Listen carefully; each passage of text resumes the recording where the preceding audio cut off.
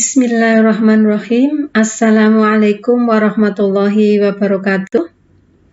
Oke anak-anak, kita ketemu lagi di video berikutnya. Ini adalah video sambungan dari materi reaksi inti.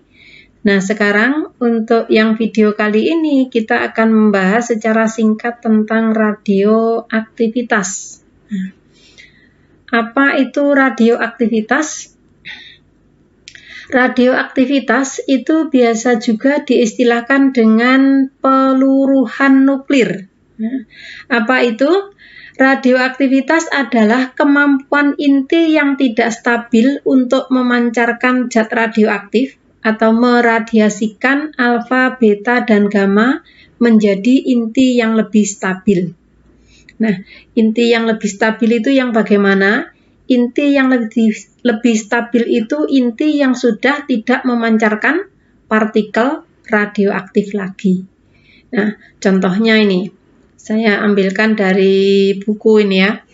Jadi misalkan kita punya uranium 23892 menjadi thorium dengan memancarkan partikel alfa. Di dalam reaksi nuklir ini memancarkan partikel alfa, masih ada efek samping atau hasil yang lainnya berupa apa? Berupa energi. Jadi di sini biasanya yang membedakan antara reaksi kimia biasa dengan reaksi nuklir. Kalau reaksi nuklir itu selain dia memancarkan partikel radioaktif, dia menghasilkan energi yang luar biasa besarnya. Nah, contoh yang lain di sini misalkan yang memancarkan partikel gamma, karena partikel gamma nomor massa dan nomor atomnya 0, hanya saja dia memiliki daya tembus yang sangat besar, maka nomor massa dan nomor atom thorium, jadi thoriumnya tetap menjadi thorium, tetapi dia memancarkan atau melakukan aktivitasnya, jadi memancarkan radiasi gamma. Dan masih banyak lagi, kalian bisa lanjutkan membaca lebih jeli di blognya Fisika Man 2 atau melalui buku materi. Nah, kemudian yang perlu kalian perhatikan di sini adalah tentang aktivitas radioaktif atau laju peluruhan inti. Ternyata pada suatu zat radioaktif itu aktivitasnya sebanding dengan jumlah partikel. Apa maksudnya? Maksudnya, akibat dari peluruhan, maka jumlah partikel dan aktivitasnya akan berkurang. Jadi karena dia meluruh memancarkan partikel radioaktif tadi itu, maka lama-kelamaan atau semakin lama, aktivitasnya akan semakin kurang, jumlah partikelnya juga akan berkurang. Maksudnya demikian. Sehingga kalau kesebandingan ini kita nyatakan dengan persamaan, maka kita akan punya persamaan A sama dengan lambda kali N, di mana lambda adalah suatu konstanta peluruhan. Nah, sekarang kalau jumlah partikel itu semakin lama semakin berkurang, nah, kita akan mendapatkan atau berapa jumlah partikel setelah sekian waktu tertentu. Maka kalian bisa menghitungnya menggunakan rumus ini. NT sama dengan N0 E pangkat min lambda T. Karena jika jumlah partikelnya berkurang, aktivitasnya juga berkurang, A sebanding dengan N, maka rumus ini bentuknya sama. AT sama dengan A0 E pangkat min lambda T. Nah, sebenarnya penurunan rumusnya seperti apa? Nah, asalnya dari sini nih. Jadi, pada waktu tertentu, itu jumlah partikelnya berkurang. Jadi, dN per N sama dengan min lambda dt. Kemudian diintegralkan dengan persamaan matematis. Kalian kemarin di semester 1 sudah saya kenalkan tentang diferensial dan integral. Maka, dari integralnya dN per N atau pengurangan jumlah partikel sama dengan konstanta terhadap perubahan waktu minus lambda kali dt. Jika diintegralkan kita akan mendapatkan ini, integralnya di n per n adalah ln n, batasnya dari n0 sampai nt, n pada waktu tertentu, sama dengan min lambda t, waktunya dari 0 sampai t. Sehingga kita punya persamaan ln nt min ln n0 sama dengan min lambda t. Kita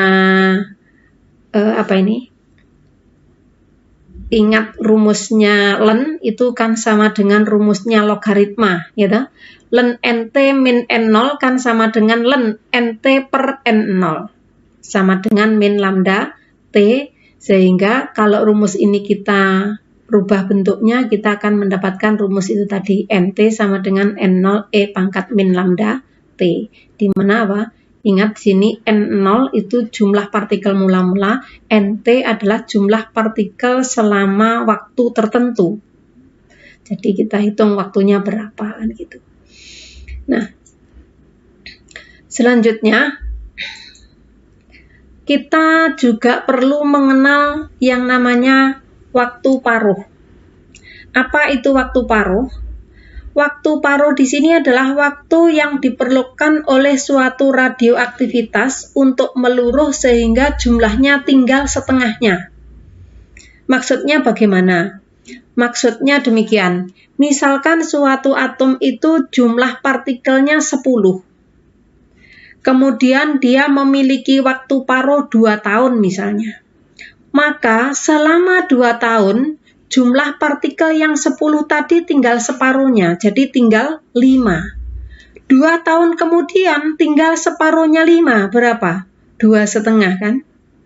2 tahun berikutnya tinggal berapa? Separuhnya 2,5 lagi, tinggal berapa? 1/4 dan seterusnya sampai mendapatkan inti stabil. Artinya sampai tidak memancarkan partikel radioaktif lagi.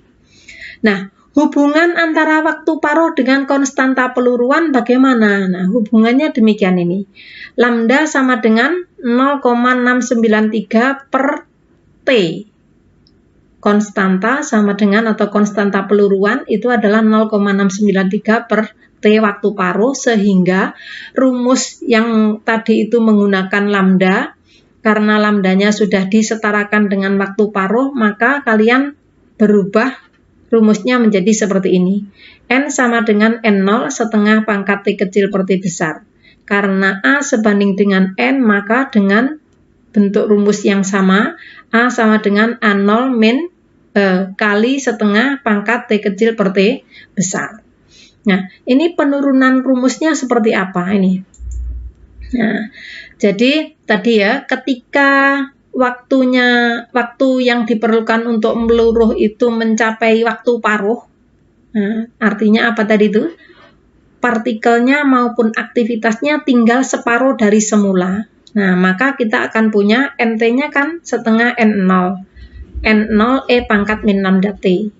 N-nya N0 dengan N0 kita corek, tinggal punya setengah sama dengan E pangkat min lambda T.